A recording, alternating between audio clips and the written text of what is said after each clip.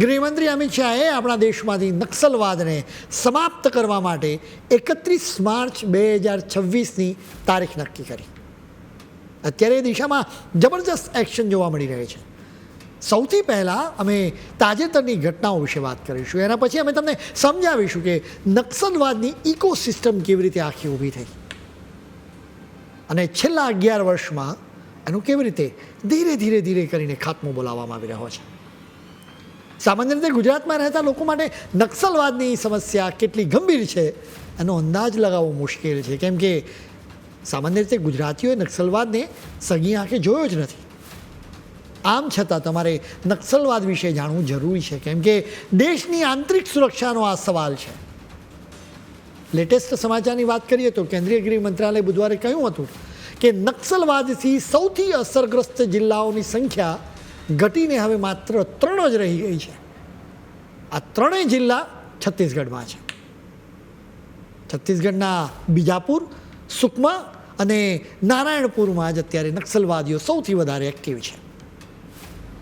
વર્ષ 2013માં દેશના જુદા જુદા રાજ્યોમાં 126 જિલ્લાઓમાં નક્સલવાદીઓ સૈનિકો અને નિર્દોષ લોકોનું લવી વાવતા હતા. માર્ચ 2025 સુધીમાં આવા જિલ્લાઓની સંખ્યા ઘટીને માત્ર 18 જ રહી ગઈ. વળી એમાં પણ નક્સલવાદથી સૌથી અસરગ્રસ્ત જિલ્લાઓની સંખ્યા માત્ર 6 રહી ગઈ છે, જે હવે ઘટીને 3 થઈ ગઈ.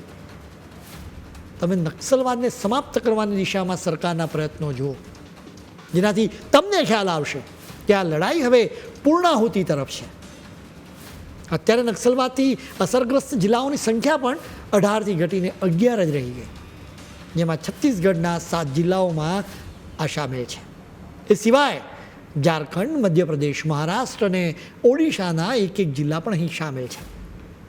ગૃહમંત્રી અમિત શાહના માર્ગદર્શનમાં એક નેશનલ પ્લાન અમલ કરવામાં આવ્યો. આ પ્લાન મુજબ નક્સલવાદથી અસરગ્રસ્ત જિલ્લાઓમાંથી બાતમી મેળવવા માટે આખી એક સિસ્ટમ ઊભી કરવામાં આવી. વળી આદિવાસી વિસ્તારોમાં લોકોના વિકાસ માટે પણ કામો કરવામાં આવ્યા, જેથી તેઓ ગેરમાર્ગે દોરાઈને હથિયારો ન ઉપાડે. આવા પ્રયાસો સફળ પણ થયા. આ અઠવાડિયામાં જ માત્ર 2 દિવસમાં 139 નક્સલવાદીઓએ આત્મસમર્પણ કર્યું છે.